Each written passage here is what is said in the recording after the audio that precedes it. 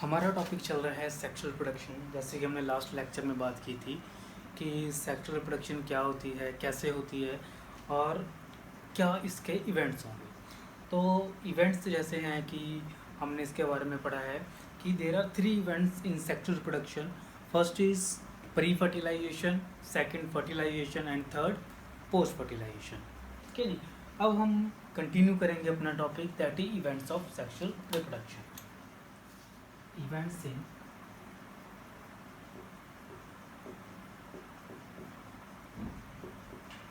Sexual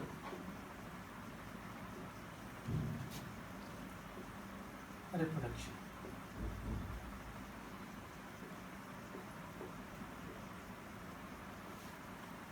सो ये होगा आज का हमारा टॉपिक। सो जैसे कि हमने लास्ट लेक्चर में बात की थी कि 3 इवेंट्स होंगे। So let's start with the first event, that is pre fertilisation.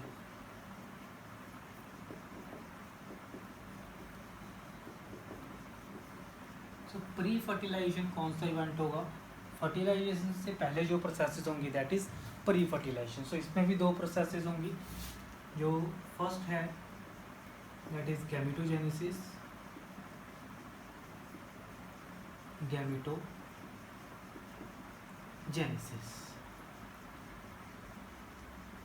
ठीक है जी। तो जो गैमीट्स होंगे, जो रिप्रोडक्टिव ऑर्गन्स जिनको मैच्योर करता है, so that are gametes which takes part in fertilization. ठीक है जी। सो गैमेटोजेनेसिस में जो गैमीट्स होंगे they are always haploid. Gametes are always haploid. तो गैमीट्स क्या होंगे? हैप्लॉइड। मतलब हैप्लॉइड का मतलब जो क्रोमोसोम नंबर है वो पेरेंटल क्रोमोसोम से हाफ होगा। जैसे कि हम ह्यूमन बीइंग्स की बात करें तो हमारे में जैसे क्रोमोसोम नंबर 46 है, तो जो है गैमीट्स होंगे उनका जो क्रोमोसोम नंबर होगा वो 23 होगा। ठीक है। सो गैमीट्स आर ऑलवेज हैप्लॉइड। एक बात, गैमीट्स कुछ ऑर्गेनिजम्स में जैसे एल्गी होगी, फंजाई होगी, तो उनके जो गैमीट्स हैं दे आर मॉर्फोलॉजिकली सिमिलर। ठीक है जी। तो गैमीट्स को हम 2 कैटेगरीज में डिवाइड करते हैं। Gametes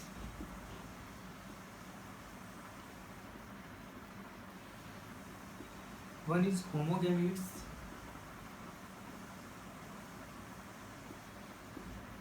and next is heterogamete. heterogametes homogametes क्या होंगे? मॉर्फोलॉजिकली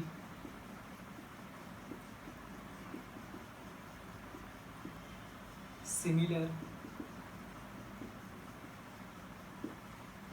वो क्या है? हेटेरोगेमीट्स मॉर्फोलॉजिकली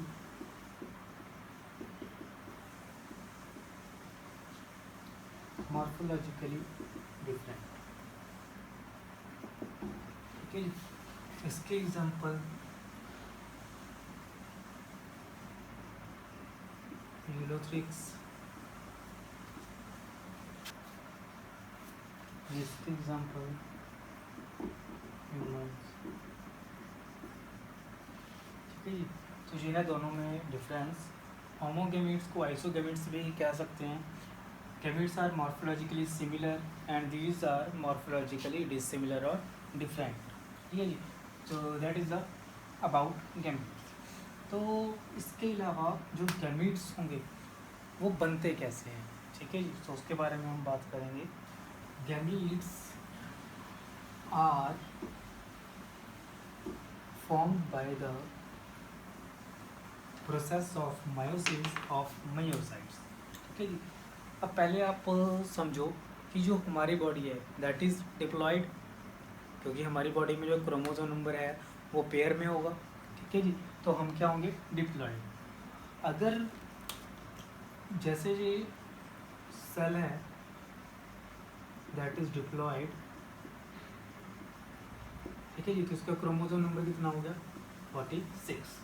अब इस डिप्लॉयड से हैप्लॉयड बनना है तो क्या होता है? इसमें सेल डिवीज़न होगी। कौन सी? मेयोसिस। ठीक है जी। तो मेयोसिस के दौरान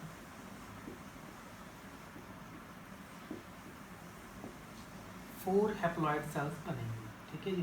तो इनमें क्रोमोसोम नंबर कितना होगा, 23, 23, 23 and 23। So these all cells are haploid.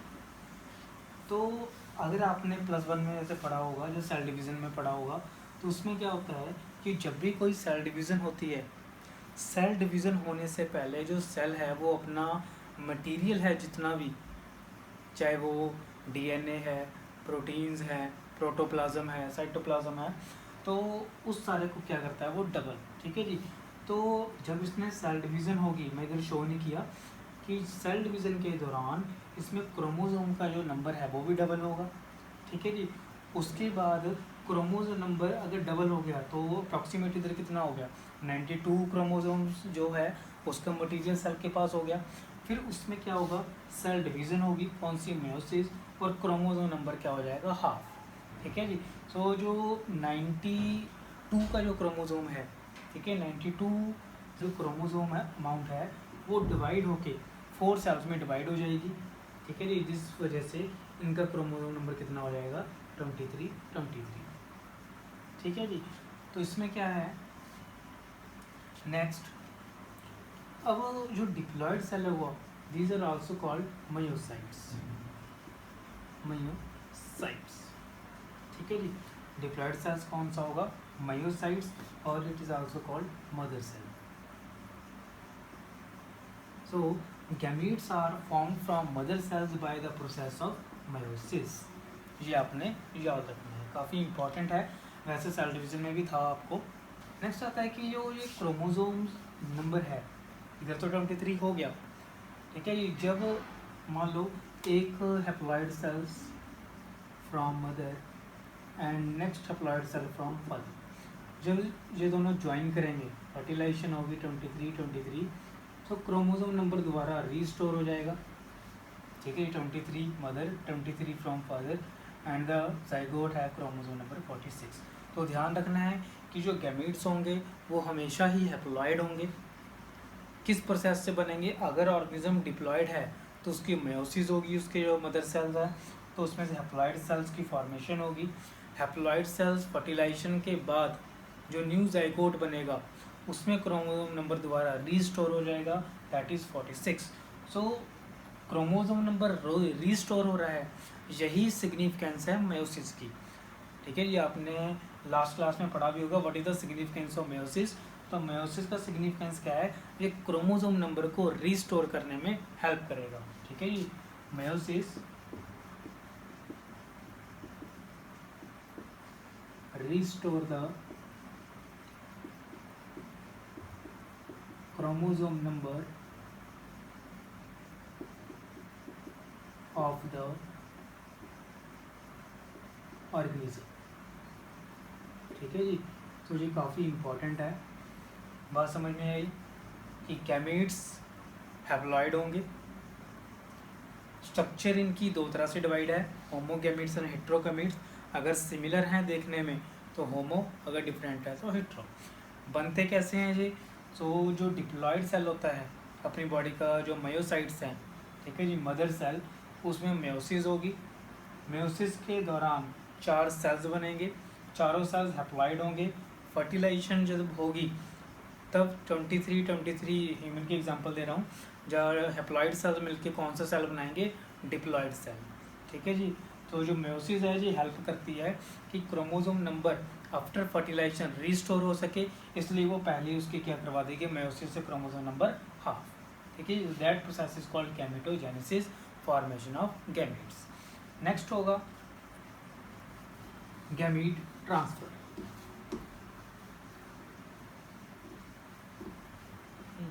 Next process होगी हमारी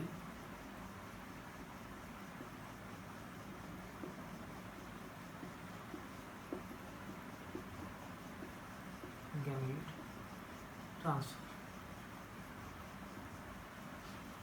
गैमीट ट्रांसफर में क्या होगा कि जो गैमीट्स हैं वो एक से दूसरे ऑर्गेनिज्म में ट्रांसफ़र होंगे to carry out the fertilization, ठीक है जी।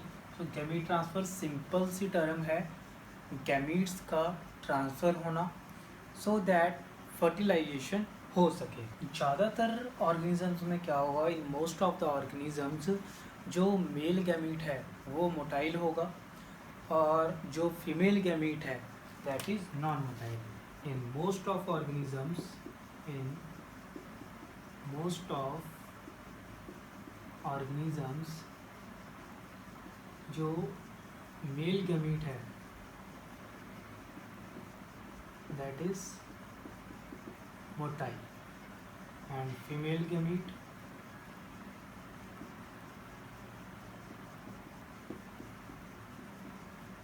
Non motile. तो मेल गैमीट इसमें मूव करके जो ओवम है फीमेल गैमीट वहाँ तक पहुँच जाएगा और फर्टिलाइजेशन हो जाएगी। जैसे कि ह्यूमन बींग्स में होता है, जो स्पर्म है that is motile and ovum is non motile. तो जो स्पर्म है वो वेजिना से स्विम करता हुआ फर्टिलाइजेशन के लिए फैलोपियन ट्यूब तक पहुँचेगा और वहाँ उसकी फ्यूजिंग हो जाएगी। ठीक है जी। और कुछ क्या होगा, इन सम algae and fungi, in some algae and fungi both male and female gametes are motile। दोनों गैमीट्स क्या होंगे, मोटाइल। कुछ एल्गी और फंजाई में जो मेल एंड फीमेल गैमीट हैं वो भी क्या होंगे, मोटाइल होंगे। needs a medium for its transportation। उसकी ट्रांसपोर्टेशन के लिए किसी न किसी मीडियम की ज़रूरत पड़ेगी। जैसे कि हम बात करें algae,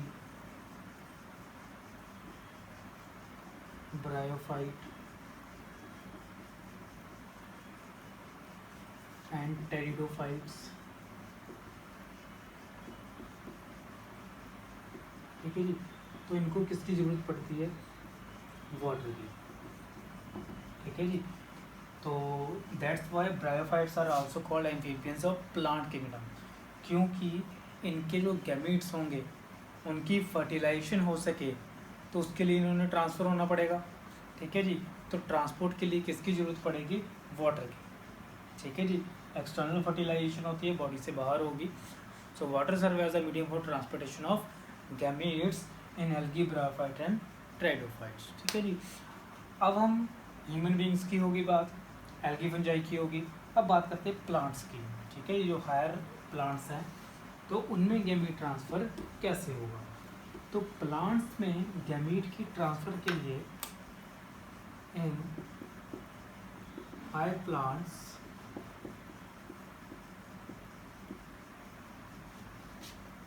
for gamete transfer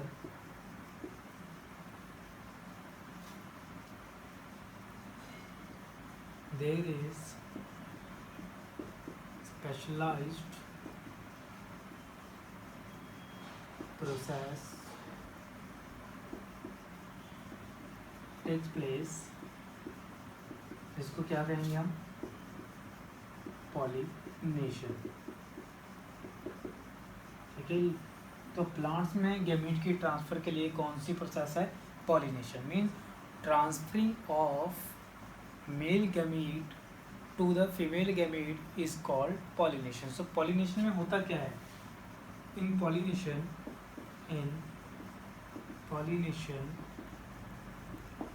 male gamete कौन सा होगा, pollen grain. So pollen grain is transferred from stamen to stigma is called pollination। ठीक है, तो हायर प्लांट्स में सिंपली पॉलिनेशन होगी। पॉलिनेशन को करवाने के लिए अलग अलग एजेंसीज की ज़रूरत पड़ेगी, जैसे wind, insects, butterfly, bats, water. ठीक है, तो पॉलिनेशन के लिए भी अलग अलग मीडियम की ज़रूरत पड़ती है। ठीक है, ये वो हम नेक्स्ट चैप्टर में करेंगे कंटिन्यू। ठीक है जी, इसकी डिटेल में। So pollination is just the process of transfer of pollen grain from the stamen to stigma of the flower, that is called pollination. It is done by various agencies like water, air, bats, birds. ठीक है जी, तो ये था हमारा pre fertilization event. अब क्या है, यहाँ तक क्या हुआ कि गैमेट्स की फॉर्मेशन हुई और गैमेट ट्रांसफर भी हो गए। नेक्स्ट स्टेप क्या होगा, fertilization. Second step is fertilisation.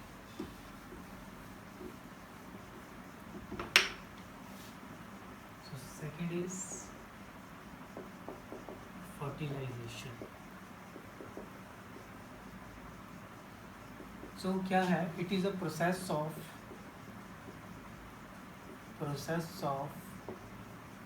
fusing male and female gametes to form diploid zygote. Okay, this process is called fertilization. So fertilization होती क्या है, होती कहाँ, where does fertilization occur? ठीक है जी, सो फर्टिलाइजेशन किस जगह पर होगी उसके बारे में अब हम बात करेंगे। फर्टिलाइजेशन दो तरह के मीडियम में हो सकती है। ठीक है जी, so on the basis of medium, on the basis of medium, fertilization is of two types. Fertilisation दो तरह की होगी, कौन कौन सी, एक्सटर्नल फर्टिलाइजेशन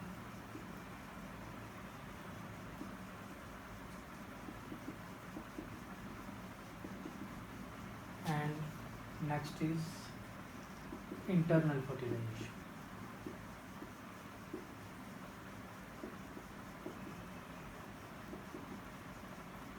तो एक्सटर्नल क्या है, जैसे कि नाम से क्लियर है, जो फर्टिलाइजेशन है that takes place outside the female body.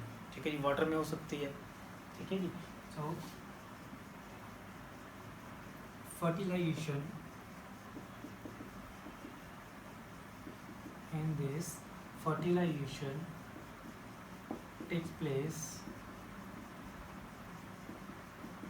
outside the female body। ठीक है जी, एग्जाम्पल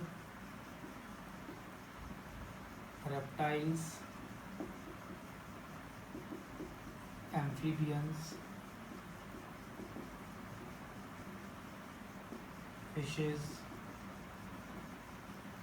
तो इसमें क्या है, जो फर्टिलाइजेशन है वो बॉडी के बाहर होगी, क्योंकि वाटर की जैसे हमने बात की, water is act as a medium, तो ये जो फर्टिलाइजेशन है वो वाटर में हो जाएगी। ठीक है जी, मेल भी अपने गैमेट्स वाटर में रिलीज करेगा, फीमेल भी, और उसी दौरान जो फर्टिलाइजेशन हो जाएगी। इसीलिए जो मेल होगा वो काफ़ी ज़्यादा स्पर्म्स को रिलीज़ करेगा, क्योंकि यहाँ पर जो फ्यूजिंग का चांस है वो बहुत ज़्यादा कम होता है, कि हो सकता है कि वाटर करंट के द्वारा जो स्पर्म्स है वो कहीं और मूव कर जाए। ठीक है, तो फ्यूज़न ना हो, तो इस कारण से जो मेल है वो प्रोड्यूस करेगा स्पर्म इन वेरी लार्ज क्वांटिटी। ठीक है जी, तो इसमें काफ़ी इंपॉर्टेंट क्वेश्चन आता है एग्जाम में, why does male release the sperms in very large quantity. ठीक है जी, तो इसका आंसर क्या होगा, to increase the chance of fertilization male release the sperms in very large quantity. ठीक है जी, नेक्स्ट आएगा इंटरनल। तो इसके जो फ्यूजिंग के चांसेस हैं वो ज़्यादा होंगे as compare to external fertilisation. ठीक है जी, in this fertilisation takes place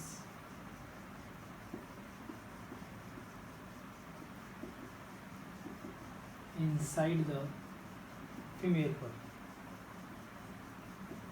फिर बॉडी के अंदर फर्टिलाइजेशन होगी, सर्वाइवल चांस ज़्यादा होगा। एग्जाम्पल ह्यूमंस, डॉग,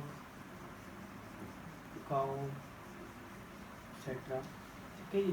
तो ध्यान रखना है कि सर्वाइवल चांस भी, अगर देखो इंटरनल फर्टिलाइजेशन में जो जाइगोट है वो भी बॉडी के अंदर बनेगा क्योंकि फर्टिलाइजेशन अंदर है। एक्सटर्नल फर्टिलाइजेशन में जो जाइगोट है वो बॉडी के बाहर बनेगा।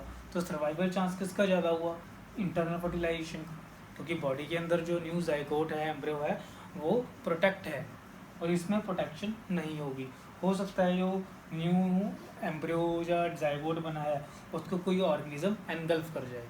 ठीक है, क्योंकि वाटर में कोई और भी ऑर्गेनिजम्स हैं, तो इस करके जो फर्टिलाइजेशन चांस होगा वो भी इंटरनल का ज़्यादा होगा, इंटरनल में, और जो सर्वाइवल चांस होगा वो भी इंटरनल फर्टिलाइजेशन में ज़्यादा होगा। ठीक है जी। सो ये था हमारा फर्टिलाइजेशन का टॉपिक। नेक्स्ट है थर्ड इवेंट,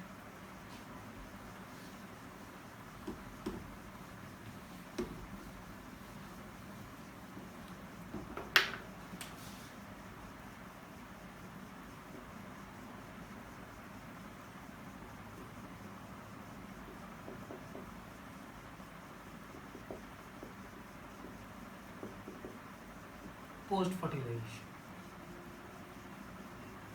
ठीक है जी। फर्टिलाइजेशन के बाद क्या क्या प्रोसेसेस होंगी, तो उनकी हम बात करेंगे। तो पोस्ट फर्टिलाइजेशन में दो प्रोसेसेस होंगी। First is zygote formation,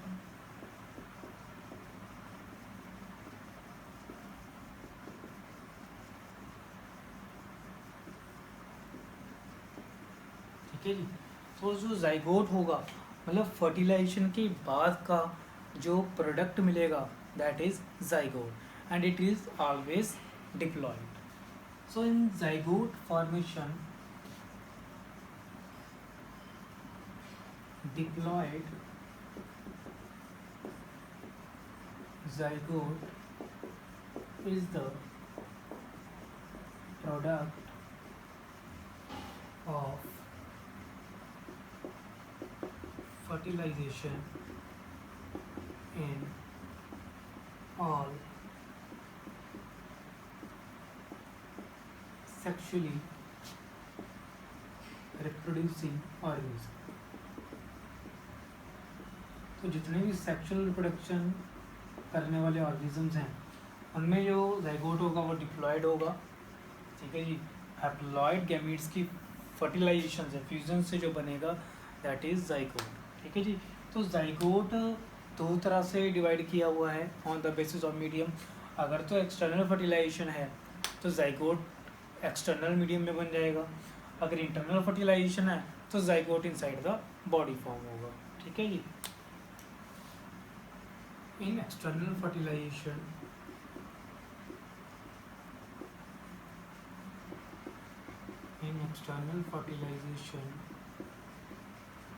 zygote develops outside the body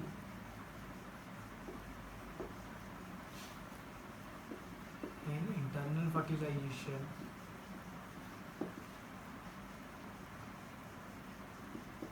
zygote develops inside the female। ठीक है जी। That is zygote formation. अब हम चलेंगे नेक्स्ट प्रोसेस के ऊपर, that is embryogenesis.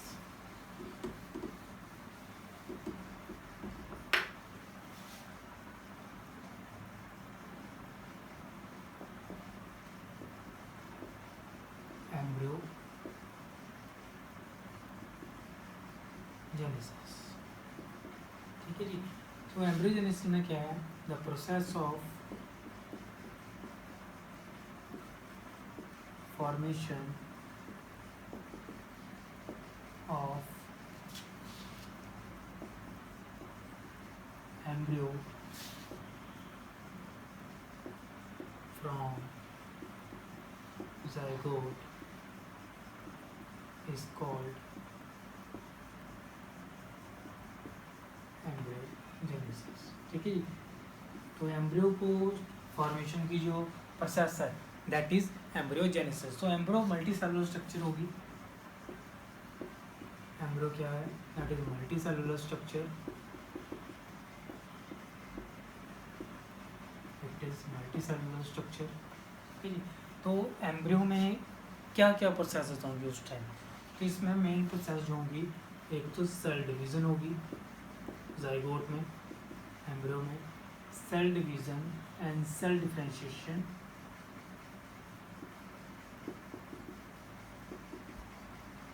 takes place during this process। इस प्रोसेस के दौरान cell division and cell differentiation होगी। ठीक है। सेल डिवीज़न से क्या होगा? Increase cell number. ठीक है जी। सेल डिफरेंशिएशन से क्या होगा? Tissues become specialized to perform definite functions। ठीक है जी। तो ये दो प्रोसेसेस एम्ब्रियोजेनेसिस के दौरान होंगी। सेल डिवीज़न से क्या होगा? जो एक बॉडी है उसका जो पूरा मास है वो इंक्रीज करेगा, सेल नंबर इंक्रीज हो रहे हैं। सेल डिफरेंशिएशन भी उसी टाइम होगी। हर सेल को एक पर्टिकुलर फंक्शन असाइन हो जाएगा ताकि वो डेफिनेट फंक्शन जो है जिसको असाइन हुआ है वो परफॉर्म करवा सके। जैसे कि हार्ट हो गया, मसल्स हो गए, ब्रेन हो गया। तो सेल डिफरेंशिएशन का वो रिज़ल्ट होता है कि जब सेल डिवाइड हो रहे थे तब उनको अपना अपना फंक्शन मिलता गया कि किस टिश्यू ने क्या काम करना है। So that is a cell differentiation. अब हम बात करेंगे जाइगोट डेवलपमेंट की। On the basis of zygote development, animals are grouped into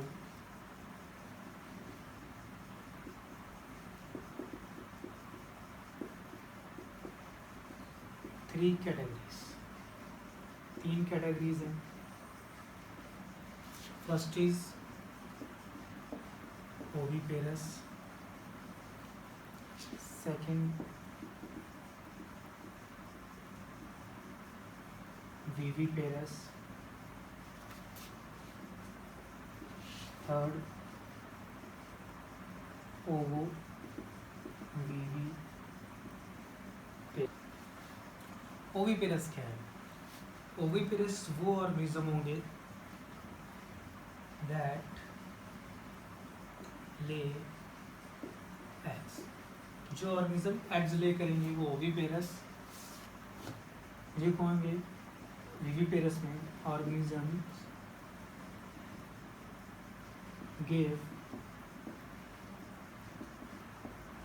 birth to fully developed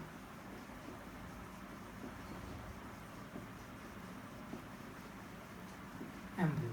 ठीक है। जैसे ह्यूमंस, तो ह्यूमंस में क्या होता है? जो फुली डेवलप्ड एम्ब्रियो है, ठीक है जी, वो मदर की बॉडी में ही डेवलपमेंट करता है कुछ टाइम, उसके बाद उसकी डिलीवरी होगी। ठीक है। तो वो हो गया विविपेरस। ओविपेरस में एग्स ले करने वाले, आप बॉडी लिख सकते हो उसमें। ठीक है। नेक्स्ट होता है ओविपेरस। इसमें क्या हुआ? दोनों की कैटेगरी है तभी इनका नाम ओविपेरस। इसमें क्या होगा? फर्टिलाइजेशन के बाद जो एग्स हैं वो बॉडी के अंदर ही अपने आप को डेवलप करेंगे। एम्ब्रियो की डेवलपमेंट होगी बॉडी के अंदर ही, बट पुअर डेवलपमेंट होगी। ठीक है जी। तो इसको आप कैसे लिख सकते हैं? After fertilization, after fertilization eggs remains in the body allow the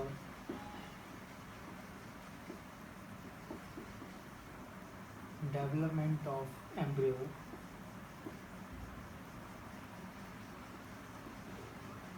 without nourishment.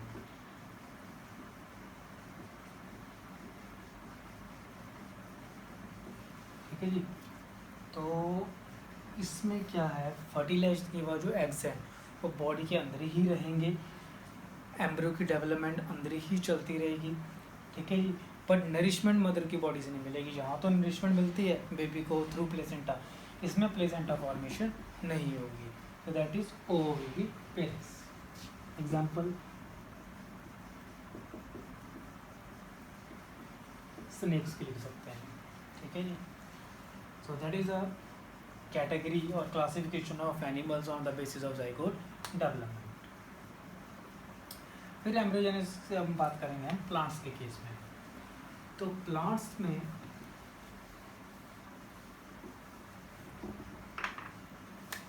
In plants जो ज़ाइगोट की डेवलपमेंट है, zygote development takes place in the ovule. ठीक है जी। ओव्यूल के अंदर ही होगी सारी डेवलपमेंट जो भी है। तो प्लांट्स में जो फर्टिलाइजेशन होती है, पहली बात तो वो कौन सी होगी, डबल फर्टिलाइजेशन। ठीक है जी। डबल फर्टिलाइजेशन के बाद दो प्रोडक्ट्स बनेंगे, one is seed and other is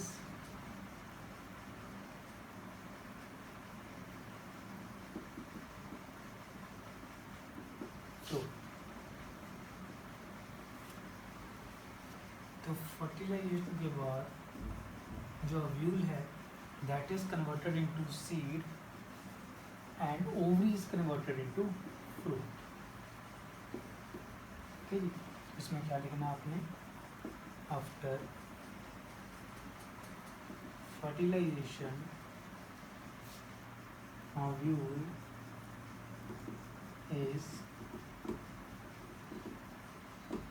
converted into seed and ovary into fruit। ठीक है जी। अब सीड के अंदर ही एम्ब्रियो होगा, जब हम उसको सॉइल में लगाएंगे तो न्यू प्लांट डेवलप कर जाएगा। तो ध्यान रखना है, प्लांट में फर्टिलाइजेशन जो होती है वो डबल होती है। ठीक है जी। डबल फर्टिलाइजेशन के जो प्रोडक्ट हैं वो भी दो होंगे, एक होगा सीड, एक होगा फ्रूट। आपने 10th में पढ़ा हुआ है ये। ठीक है जी। ओव्यूल चेंज होता है सीड में, ओवरीज चेंज होती है फ्रूट में। ठीक है जी। तो after fertilization ovule is converted into seed and ovary into fruit. Seed के अंदर ही एम्ब्रियो होगा। ठीक है, बाद में भी हम इसकी बात करेंगे नेक्स्ट चैप्टर में। So ovule is converted into seed and ovary into fruit. So ये थी आपका एम्ब्रियोजेनेसिस। तो ये जो आज हमने किया that's all included in the events in sexual reproduction. तो 3 इवेंट्स होंगे जिनके बारे में हमने आपसे बात की। ठीक है, तो इसको आप ध्यान से पढ़ लेना, काफ़ी इंपॉर्टेंट टॉपिक है। If you have any Curie then you post your questions in the comment section and like, subscribe this channel. Thank you. Goodbye.